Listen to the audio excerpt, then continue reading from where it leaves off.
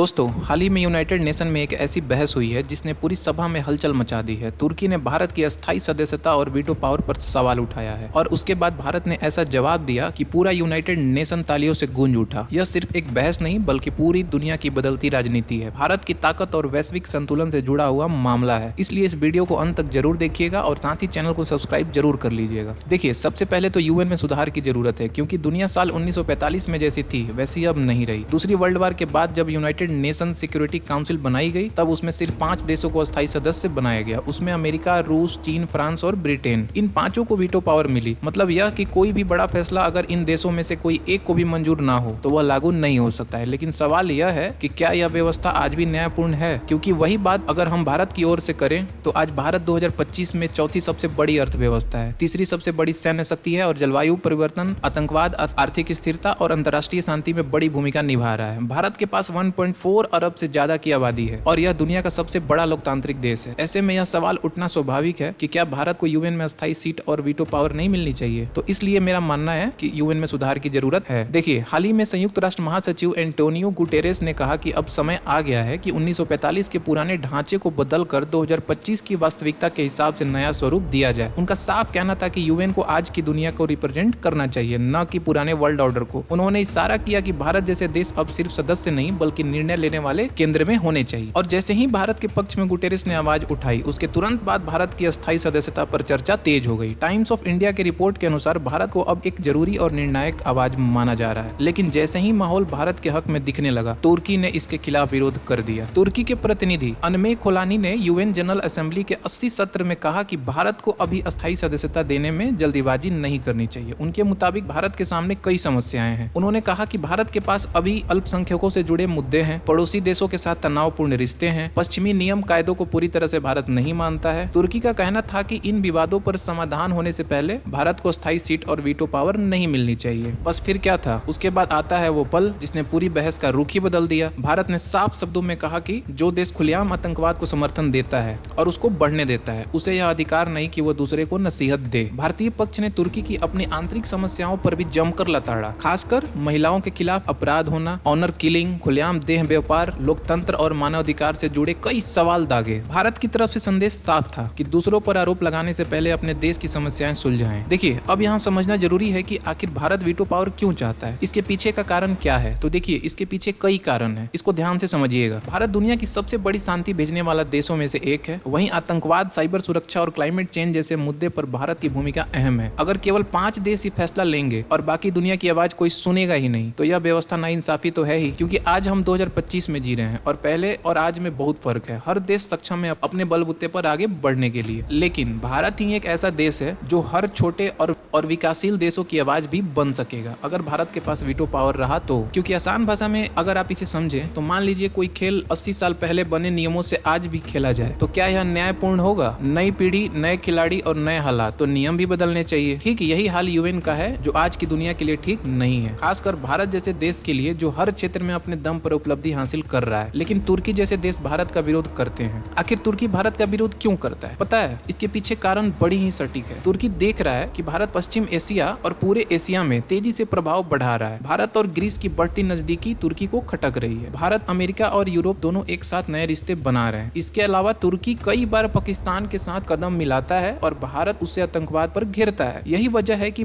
वह भारत की राह में अड़चने पैदा कर रहा है। अगर भारत को अस्थायी सीट मिलती है और वीटो पावर भी, तो यह न सिर्फ भारत के लिए बल्कि पूरी दुनिया के लिए संतुलन और न्याय का प्रतीक होगा। अमेरिका और यूरोप की नीतियों को संतुलित करने के लिए भारत जैसे देश का होना बहुत ही जरूरी है, वरना निर्णय कुछ देशों के हित में ही होंगे, बाकी दुनिया को अनदेखा कर दिया जाएगा। भारत ने इस पूरी बहस में यही कहा कि अगर बहुपक्षीय व्यवस्थाओं में तुरंत सुधार नहीं हुए तो उनकी विश्वसनीयता और ताकत खत्म हो जाएगी। भारत की मांग सिंपल है, यूएन को 2025 की दुनिया का प्रतिनिधित्व करना चाहिए। भारत जैसे देशों को अस्थायी सीट और वीटो अधिकार मिलना ही चाहिए। कुल मिलाकर अब यह साफ हो चुका है कि भारत की आवाज वैश्विक मंच पर अनदेखी नहीं की जा सकती है। यह जंग सिर्फ सम्मान की नहीं बल्कि भविष्य की व्यवस्था की है। आज भारत एक ऐसी ताकत बन चुका है जो देश को नए संतुलन और न्याय की राह दिखा सकता है। तुर्की या कोई और देश चाहे जितना विरोध कर ले, लेकिन अब यह तय है कि बदलाव होगा, भारत को उसका हक मिलेगा। तो दोस्तों, आपको क्या लगता है, भारत को यूएन का स्थायी सदस्य और वीटो पावर मिलनी चाहिए या नहीं? अपनी राय नीचे कमेंट बॉक्स में जरूर लिखें। ये रिपोर्ट अगर आपको अच्छा लगा हो, मेरी कोशिश आपको अच्छी लगी हो, तो इस वीडियो को लाइक और शेयर करें करें ताकि ये जानकारी और भी लोगों तक पहुंच सके। और अगर आपको ऐसे ही नॉलेजफुल कंटेंट चाहिए तो चैनल को सब्सक्राइब जरूर कीजिए। धन्यवाद और जय हिंद।